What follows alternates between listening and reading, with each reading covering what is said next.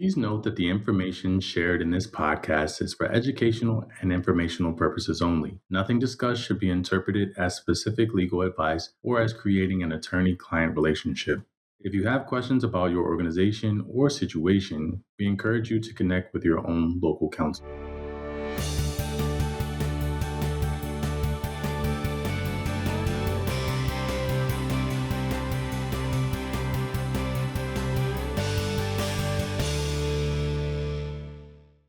Welcome back to Let's Talk Solutions. I'm your host, Hunter Pettis, and I'm glad you all joined us today. Following this year's Safety Sabbath, there was a significant demand for active shooter and for active threat training resources. Church leaders are asking important questions about how they can better prepare and respond to ongoing threats. When we walk into church on a typical Sabbath morning, we usually feel at ease, we feel safe, and dare I say, we feel at peace.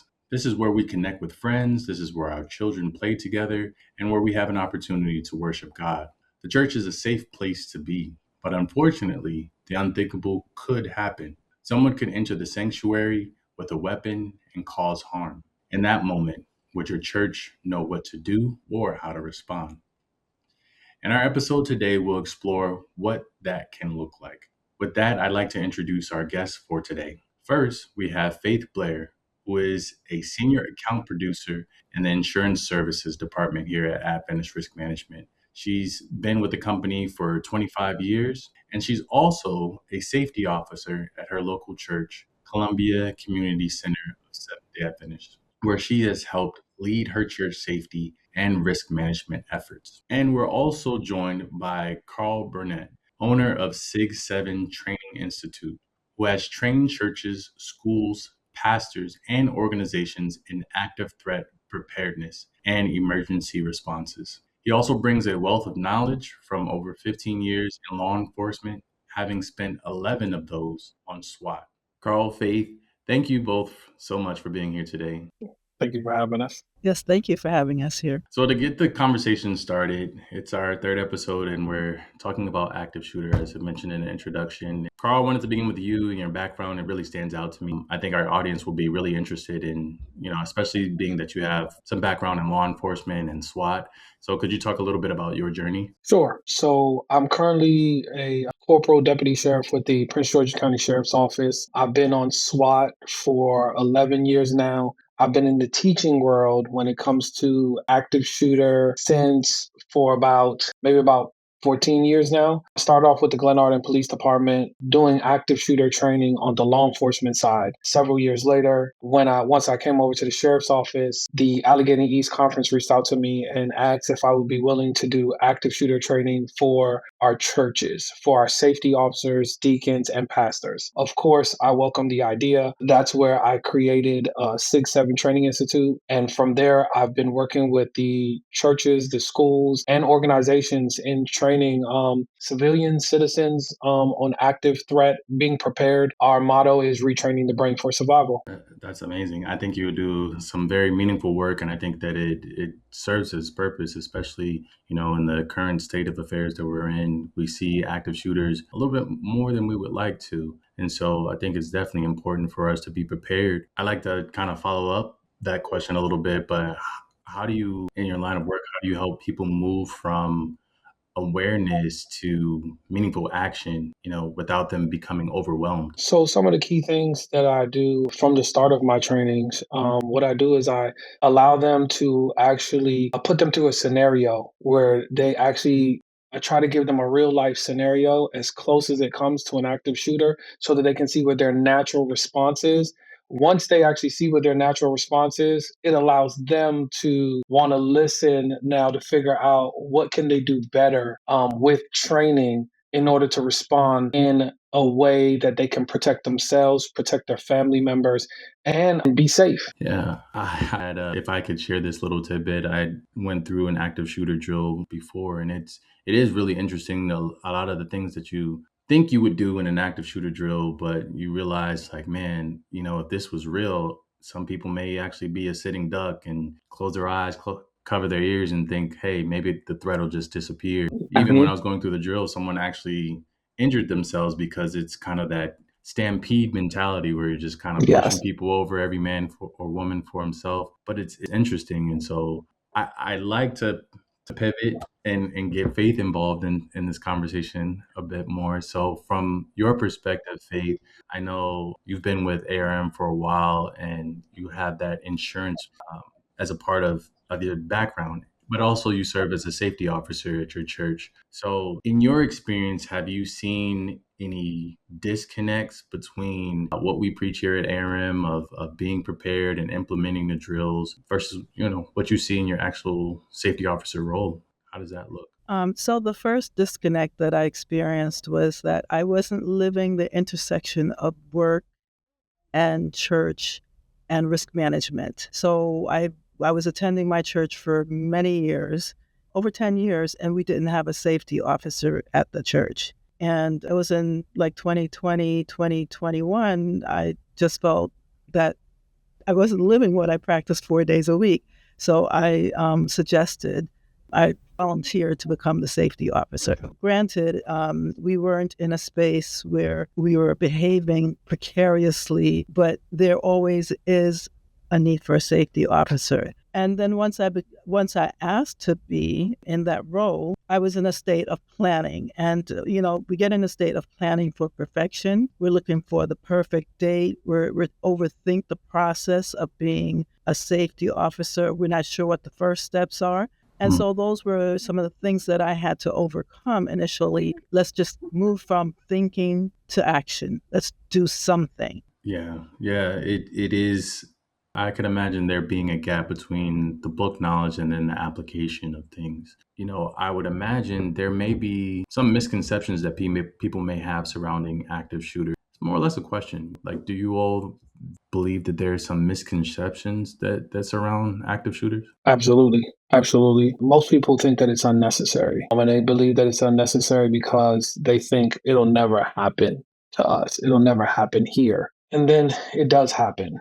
And when it does happen, because there's been no training, there's even more chaos than anything else. People are trying to huddle in corners. People are trying to figure out how to barricade a classroom door or how to defend themselves. One of the biggest things that I saw in an actual active shooter incident is where an active shooter came inside of a store, and the father hovered over his wife and his daughter, thinking the thought was, I'm protecting my family. But he ended up getting killed, and then his wife and daughter ended up getting killed. In that situation, his thought process was, I'm protecting my family. And the only reason why he thought that is because there was no training there. There was nothing that allowed him to understand that just hovering over your family is not the way to protect your family so that they can see another day. One of the biggest things for me is God is like he's an intentional God, right? And he expects us to be the same exact way, right? Just like we're intentional about studying the word, we need to be intentional about making sure that our churches and our schools do the training in order to protect our children, protect our staff, and reinforcing it on a yearly basis, on a monthly basis, quarterly basis. Yeah, that's heavy. That's heavy. Some of our natural instincts is maybe just dive in front of somebody to take a bullet and assume that will save the situation, but that may not always be the case. I would imagine that a lot of your professional training and even your career has heavily prepared you for all the teaching that's gone into domino effect, but helping churches with these situations. Would you be willing to speak a little bit more to that, just kind of your professional training and how it really prepared you? So a lot of things, honestly, it comes with looking at people's natural instinct. People think that police officers jump in front of bullets if they're being shot, or we're running towards shots being fired. In the law enforcement, from a patrol perspective, going to a SWAT operator, we actually train on how to look around corners, and it's called pieing a corner. We talk about how do we protect ourselves when we need to get from one place to another place. So it's called a leapfrog effect, where you, instead of just running out into a hallway and running straight down the hallway,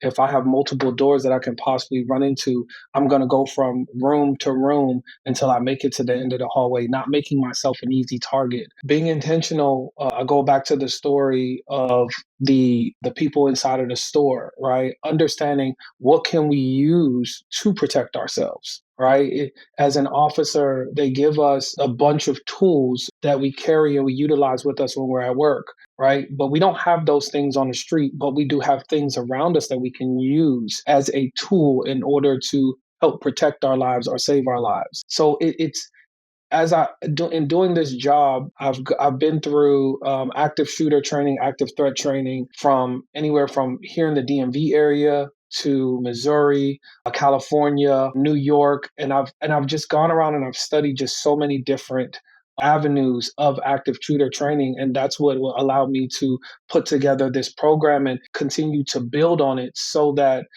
I can make sure that everyone understands what they are learning and then actually taking them through the scenario so that they can actually see what we're teaching, they can actually apply in a natural environment. Yeah.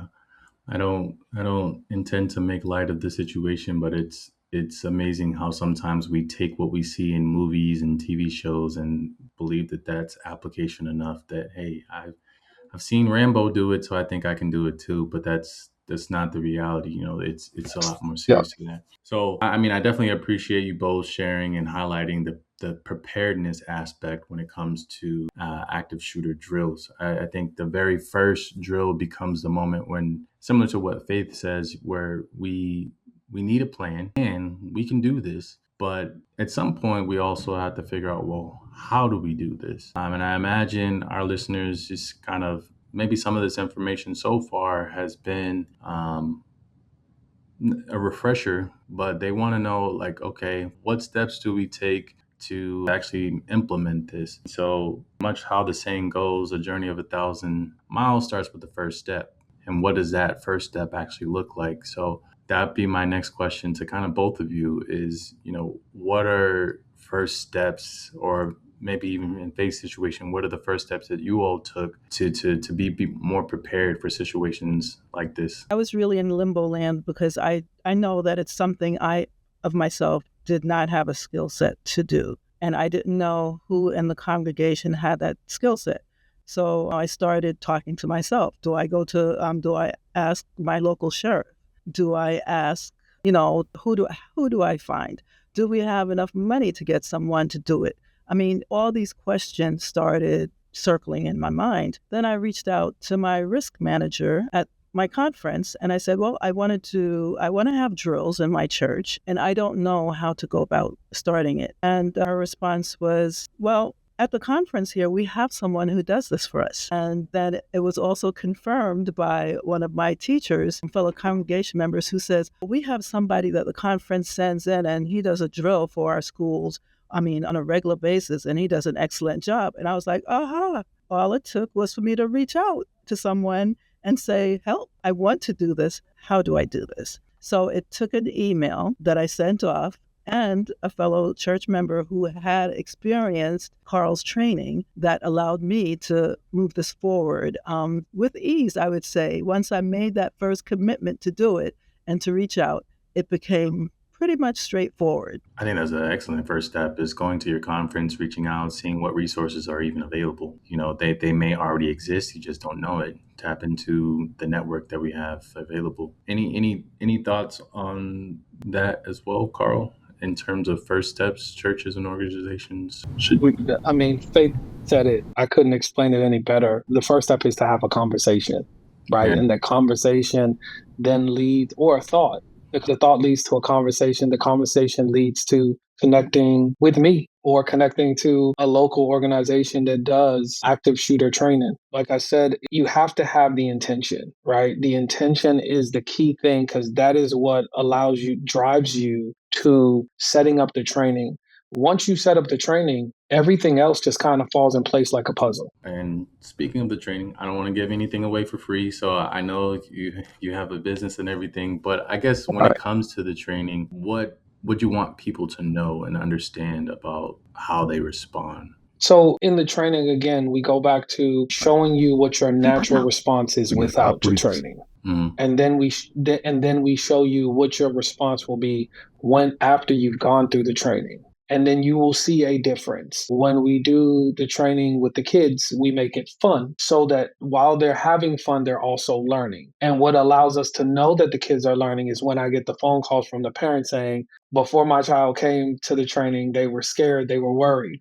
But they just came back home and they said, well, I had so much fun, and this is what I learned. And I learned how to do this, and I learned how to protect myself. So being able to go home and talk to their parents about it showed us that the training works Yeah. for the adults and for the kids. That's awesome. That's awesome. I mean, it speaks heavily to not being based in fear, but in the realism of it all. Hmm. The Yeah. reality is, these events could potentially happen, and it's better to be prepared than to fear the drill itself. And so I know that, I consider and I think about all the different churches and that we have out there, some big congregations, some small, some mostly elderly, some a hodgepodge of I don't know if that's the right word, but just a mixed group of individuals. And so Mhm. for both of you, can let's talk about, I guess, the realistic drills, how they matter, because I can imagine it varies from church to church. To some extent, there may be some things that are usable for all churches, but does it? I guess this is kind of a question for myself. Does it matter if you have a smaller congregation versus a larger congregation, one that's out in the further from the city limits and one that's within city limits, not too far away from a police station? Do those things matter, and how does that affect your drills and your training? So I know whenever I do my trainings, whether it's a small church or it's a big church, one thing that I always tell everyone that is to be expected is there's going to be chaos, because naturally when you first hear gunshots, right, your thought is, I need to run or I need to hide.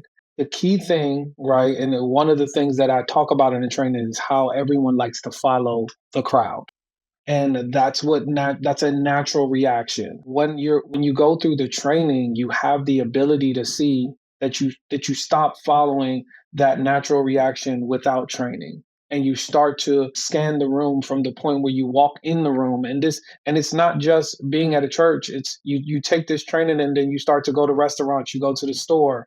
You're intentional about paying attention to things that you didn't pay attention to before. It doesn't make you paranoid, it makes you aware. It makes you aware of your surroundings. It makes you look at what your options are. I've had people say, I pay attention to where I sit at in church now. I pay attention to how far the door is from me or where the door is located. What's the fastest exit to get out of the building? If there's somebody beside me that may be an elderly, that may be in a wheelchair and a cane, what we talk about, how does that work? How does that happen? And people realize that it can be a lot. But when you go through the training helps you to be more prepared for the chaos. It makes you be more prepared on survival. Yeah, absolutely. I find myself, the longer I'm in risk management, that becomes my default. I don't sit with my back to doors, got to find all the exit signs, have a Everybody. plan in place in the event of an emergency. Faith, as you know, we just had safety Sabbath. And I know that sometimes there is a challenge between balancing, I guess you could say, the welcoming environment with all these practical security measures. It's kind of, hey, the people come to church to worship. We don't come to church to do drills, whether that's fire, active shooter, anything like that. And maybe you can speak to how it went at your own church, but what would be some words of wisdom that you would instill in churches to incorporate training while still maintaining that sense of warmth and openness? Well, yeah, that's an excellent question because, again, when you're doing something for the first time, there are a lot of questions, unknowns in your mind. How is it going to be received? And I feel like we went to level 10 before we even started at level 1. We hadn't had a fire drill. We hadn't had any drills whatsoever, to my knowledge, in the church. And so we went to level 10, and the first drill that was the active shooter drill. And well, it just so happened that there was an incident maybe 3 weeks before or 2 weeks before. But we had the drill already, we had the date already set. So the big question was, do we do it during the divine hour, during the worship service? How will it be received? Now, we talk about demographics. My church, it's a small church, membership of about 100, and the demographics lends itself towards being elderly. It's getting mixed now, but it lends itself toward being an elderly population. And the question is, how can we have this drill during worship service? One, we have a lot of elderly seniors in our church. And two, we have a lot of visitors. So in that respect, we don't have the opportunity to quote unquote warn our visitors that we'll be doing this. Not that these situations were ever warned, but as you said, when people come to worship, they're looking for relief from the week, not an additional adrenaline rush or a scare, as Yeah. it could be an intense experience. So we came to the decision that we would do it immediately after church. We advertised for at least 4 weeks in our church bulletin, and we had people sign up. Pleasantly surprised, over half of the church population signed up, and so we gave people the choice, knowing, of course, when these situations happen, you really don't have a choice, but at least introductory, we gave them a choice. Our visitors, we gave a choice. Please sign up for this. And on Sabbath, we advised them you're welcome to attend as well. If you're visiting for the first time, it's an open training, so we welcome all individuals. And so we had an excellent participation, and everyone who attended, they were very happy that they attended. We had good feedback, and so it was a challenge in first deciding, you want to say, well, you want the best Sabbath when everybody can attend, but you can't make everybody attend something. So there was a population that we wish were able to participate, but I've come to the point that there is never a good Sabbath to have it. You just need to do it. Yeah. And that's almost as simple as it can get. You just have to do it. You have to do it. You can't be afraid to do it and approach reality head on. I'm also interested from both of you all's perspective, because I know, Karl, you had already mentioned that you involve children in these drills a lot of times.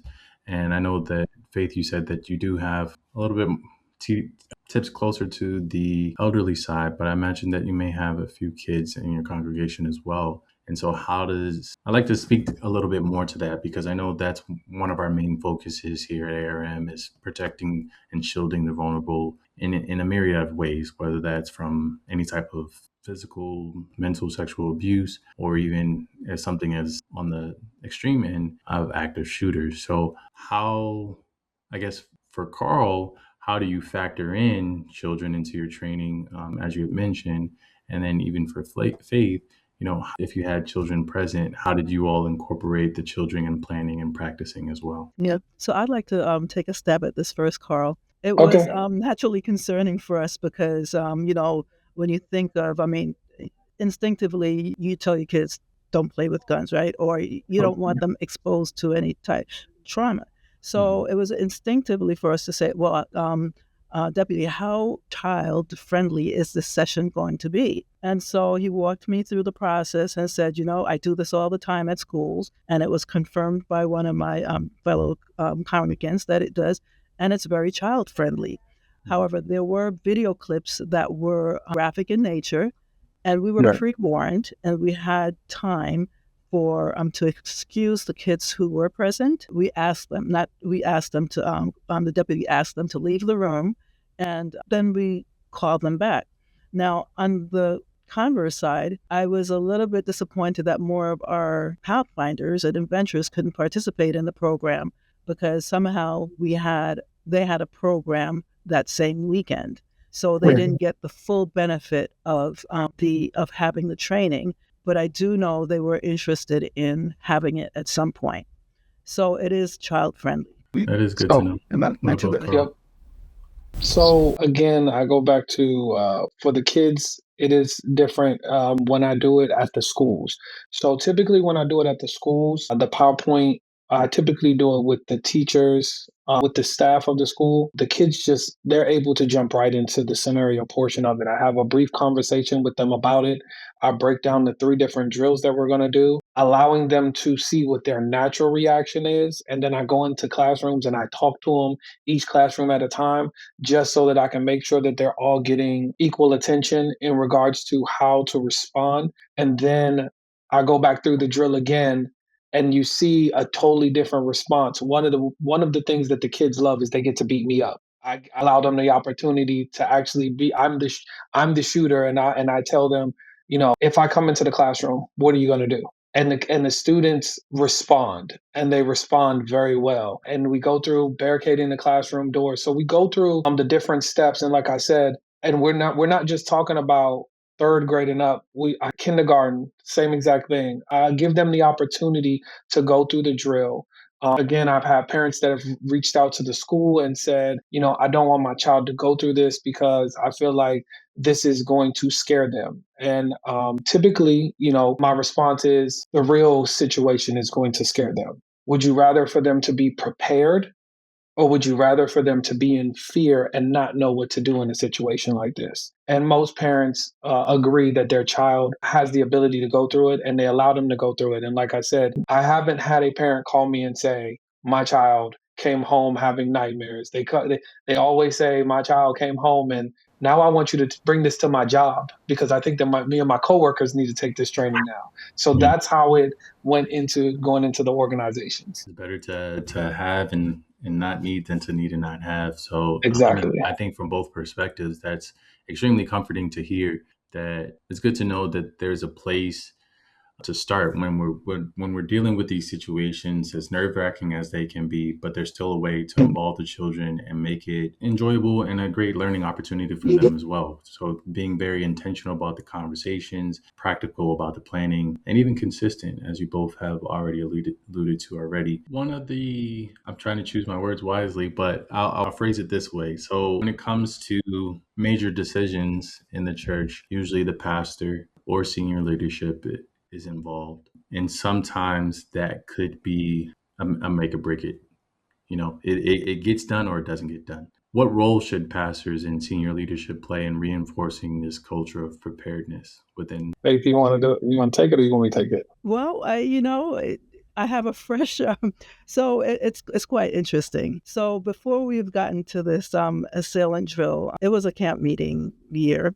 Well, back up a little bit. We just purchased a new building, and it's a huge building, and we're trying to learn about the house, right, and learn how to manage our new house of worship. And so, I mean, it's huge, and we're a small church, and so we have many points of entries. And so, everybody has their little pet peeve of where they like to come in, or how they like to come in, where they want to exit. And so with our little small staff of deacons and ushers and so forth, we were having a hard time keeping up with this. And we weren't really into the awareness of it. And then said camp meeting Sabbath, there was shots up there. And the next thing we know, we were talking about locking the doors. And guess what? Locking the doors was no longer an issue. I mean, we had buy-in at the top, and it was done. The doors were locked, and we just had to figure out how to make it a warm and welcoming places, because churches are supposed to be open, but we had to figure it out. So definitely buy-in at the top. If we have the pastor and the first elder buying into the safety awareness and the safety ministry, it becomes an easier thing to roll out to the rest of your church. Yeah, yep. I wholeheartedly agree.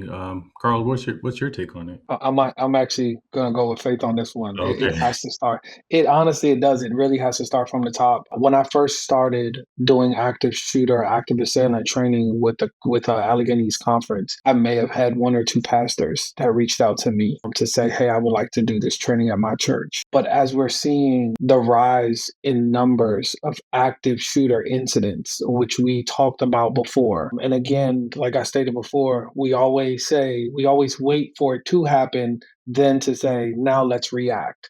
We can't just react when it happens. We have to prepare for it. And so when it happened at camp meeting a couple years ago, I think everyone saw that it is possible, right? It is possible for it to happen right next door. It's possible for it to happen at our schools. It's possible for it to happen at our churches. And so the pastors are seeing that, the elders are seeing that, the conference officers are seeing it, and they're saying, we need to do something. So that push has to come from them, because once it comes from them, everyone else kind of just starts reaching out and saying, hey, how do I set up this training? How do I set up this training? And so that's what's been happening is I'm getting phone calls from pastors, elders, safety officers saying, what can we do? And we've gotten to a point where some people are saying, well, we're going to get security at our church, or we want to look at having a police officer at our church. And there's absolutely nothing wrong with that. But we still need to make sure that we train, because that officer that is there is just one person. Sometimes, and if it is two, it's still, they cannot control the movement of the crowd. They cannot control the chaos. What they can do is, their job is to get to the threat and neutralize the threat. But before that officer gets there to the threat, we have to be intentional about what we need to do in order to prepare ourselves for something like that. Yeah, I think that that's definitely well said, and I believe for our listeners that really puts things into perspective. You know, having those church leaders, whether it's the pastor, senior leaders, church board, safety officers, whoever, that there's some level of buy-in, because like you said, like you both said, that these events can happen, and it's important. So we've taken a bit of a bird's eye view of what this looks like. There's definitely a deeper dive that all of our listeners could do. There's resources, as Faith mentioned. Reach out to your conference. ARM has a few resources, even an opportunity to reach out to Karl. But before I we collectively tie a bow on this conversation, because I think we've gotten the conversation started for our listeners for sure. But we talked about the first step. We talked about some things that they could do. But if you had just one, had to narrow it down to one word of encouragement, and what would you all recommend? Thanks. Okay. Well, I'd say if we have the listeners are safety officers, or if you're just listening and your church does not have a safety officer, you're listening because there's an interest. So consider being a safety officer at your church. After that, start building a team. Build a team to make sure you have your head deacon or facilities manager on there, a medical professional, someone skilled in technology, that if you're planning to install cameras, there's someone on the team that can help. And then, of course, members who are willing and able to assist. And the emphasis is you can have a great team, but you have to have the buy-in from the pastor and the head elder. And then the next thing is, take the first simple step, do a facility walkthrough, and do a risk assessment of the building. Get to know your building, get to know the vulnerabilities, and believe me, once you know it, you're going to find out how many other members in the church are aware of it and have been concerned about the issue. And just those simple steps can get you started in the process of building a safe environment for your church. Thank you, Faith. And I'm going to just piggyback on that. And I'm going to say, after you start there, your next step is be intentional, right? Because once you become intentional about the safety of the members and the safety of your schools, you will flow right into bringing in the training and incorporating that training. And once you get that training going, be intentional about making that training something that is annual. Don't just do it one time and stop there. Make it something that you do annually, or quarterly, whichever one you choose, so that your members have a blueprint of what they can do. Awesome. Thank you. I'm sure many of our listeners will take advantage of that, and I hope that they do. Again, thank you both so much for this conversation. It was enriching for me as well. It's always nice to have the conversation. Now I actually have to go and brush up on doing some drills and training as well. So thank you for that. Well, Karl, I want to give you an opportunity to share with our listeners how they can connect with you and learn more about what you do. So how would they go about doing that? You can either reach me on my social media, which Instagram, or you can email me. It's going to be SIG7. That's going to be SIG, the number 7, training at outlook.com. And on Instagram, it's going to be same thing, SIG, the number 7, training for Instagram. Or you can call me 240-550-4891 so we can get you set up. Awesome. Thank you both so much. For our listeners, we encourage you to look out for Curing the Sanctuary Active Threat article series appearing in our Solutions newsletter throughout the months of May and June. This series will include practical guidance on drills, reunification planning, self-inspections, active threat response considerations, and additional tools churches can implement immediately. For our listeners, as always, you can listen to this and all episodes of Let's Talk Solutions on Apple Podcasts, Spotify, and Amazon Music. You can also visit adventistfrisk.org Hover over the Safety Resources tab and select Let's Talk Solutions podcast for additional information and episodes. Remember, faith and preparation are not opposites, they're partners. Together, they can help us honor God and navigate the risk of life with confidence. Until next time, stay faithful and stay prepared.